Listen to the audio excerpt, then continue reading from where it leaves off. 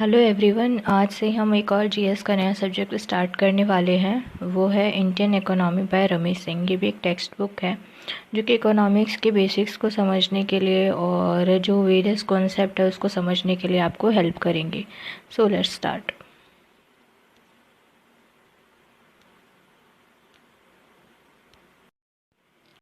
Guys, pre में तो जो इकोनॉमिक्स है वो खुद एक सब्जेक्ट है। जैसे कि इकोनॉमिक सर्वे हमको पढ़ना पड़ता है और वैसे ही अगर सीजी पीएससी की बात करें तो उसका भी अलग से इकोनॉमिक सर्वे आता है।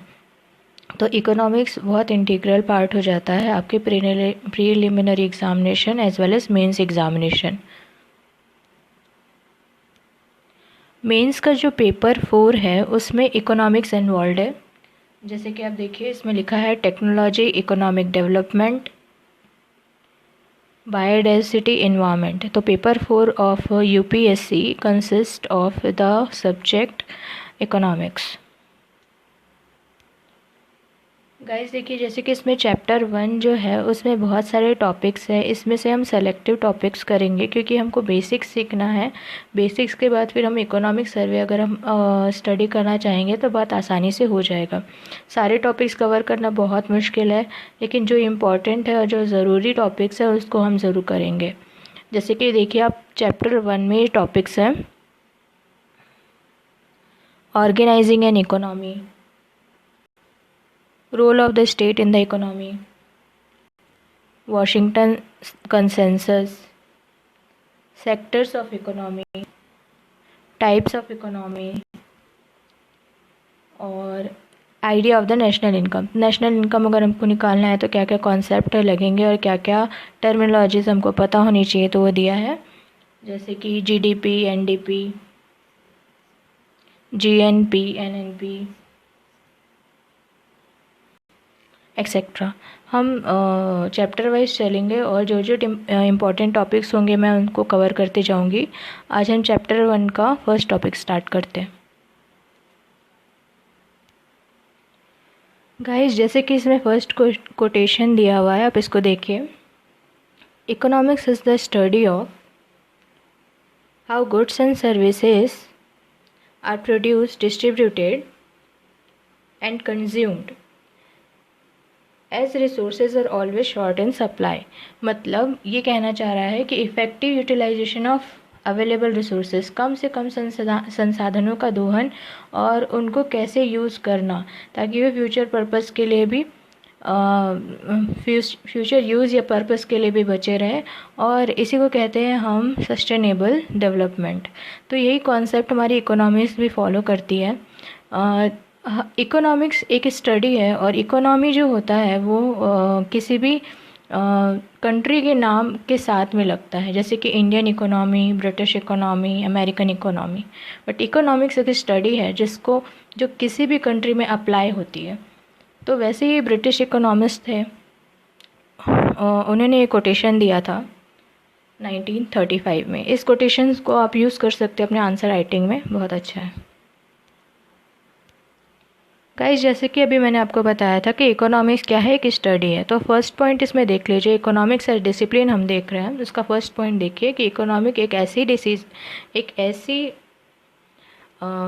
डिसिप्लिन है जिसमें स्टडी होती है कि जो सोसाइटीज़ कैसे रिसोर्सेज को यूटिलाइज करेगी और टू प्रोड्यूस वैल्यूएबल कमोडिटीज़, और कैसे उनका डिस्ट्रीब्यूशन इक्वली होगा इकोनॉमी में।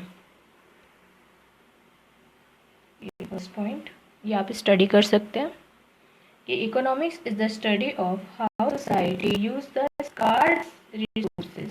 ऐसे रिसोर्सेज जो बहुत कम है, संसाधन बहुत कम है, उनको हम कैसे इफ़ेक्टिव तरीके से यूज़ करें और उसी रिसोर्सेज को प्रोसेस करके कैसे हम वैल्यूएबल कमोडिटीज़ को बना सकते हैं, प्रोड्यूस कर सकते हैं और उसको डिस्ट्रीब्यूट कर सकते हैं अमंग द पीपल इक्वली। जो अबव पैराग्राफ था उसमें दो इम्पॉर्टेंट की टर्म्स निकल के आते हैं। पहला है कि सोसाइटी कैसे अपने रिसोर्सेज को इफ़ेक्टिवली यूटिलाइज कर सकती है। दूसरा जो की इम्पॉर्टेंट टर्म है वो है कि कैसे फैक्ट ऑफ स्कार्सिटी बढ़ जाता है। मतलब फैक्ट ऑफ स्कार्सिटी मतलब रिसोर्सेज हमेशा कम ही रहेंगी और आपको एक एफिशिएंट वे होना चाहिए आपके पास कि कैसे आप उस जो कम से कम आपके पास संसाधन है उनका दोहन कर सकें। अब इकोनॉमिक्स को स्टडी करने के बहुत सारे कारण हैं। उसमें से एक कारण है प्रॉफिट मेकिंग। कोई इकोनॉमिक्स इसलिए स्टडी करता है कि ज़्यादा से ज़्यादा प्रॉफिट कैसे कमाया जा सके। जैसे कि कैपिटलिस्टिक इकोनॉमी होती है जिसको हम पूंजीवादी अर्थव्यवस्था कहते हैं, उस केस में कैसे ज़्यादा से ज़्यादा प्रॉफिट बनाया जाए उस पर फोकस होता है। But we are in the country like India जहाँ पर ना सिर्फ कैपिटलिस्टिक इकोनॉमी बट जो सोशलिस्टिक इकोनॉमी है दोनों को साथ में लेकर के चला जाता है। यहाँ हम इंडस्ट्रीज़ तो सपोर्ट करते ही हैं, साथ ही साथ एमएसएमईज़ और वेरियस सोशल वेलफेयर स्कीम्स का भी सहारा लेते हैं जिससे कि पॉवर्टी, अनएम्प्लॉयमेंट और ह्यूमन डेवलपमेंट भी हो सके।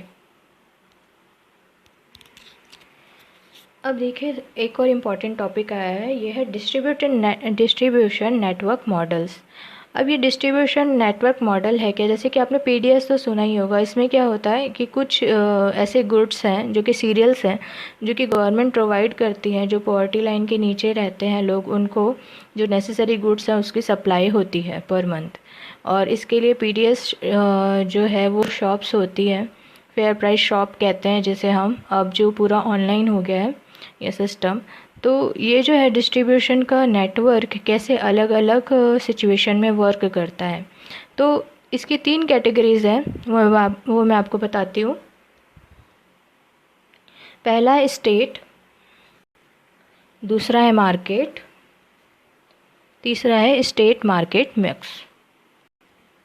अब स्टेट में क्या होगा, सारा जो सोल रिस्पॉन्सिबिलिटी रहेगी ना, अकेली रिस्पॉन्सिबिलिटी रहेगी गवर्नमेंट की ये रिस्पॉन्सिबिलिटी रहेगी कि कैसे वो गुड्स और सर्विसेज को लोगों को सप्लाई करे। जैसे कि आप जानते हैं, अगर गुड्स की बात करें तो मैंने आपको एग्जांपल दे दिया पीडीएस सिस्टम, और अगर मान लीजिए सर्विसेज की बात करते हैं तो सर्विसेज में आ जाते हैं गवर्नमेंट, हॉस्पिटल्स, स्कूल्स एक्सेट्रा। ठीक। ओके गाइस, आज का लेक्चर आपको कैसा लगा प्लीज़ कमेंट सेक्शन में बताइएगा। कल हम देखेंगे ऑर्गेनाइजिंग एन इकोनॉमी, जिसमें हम देखेंगे कि अलग अलग टाइप की इकोनॉमी कैसे होती है। Thank you.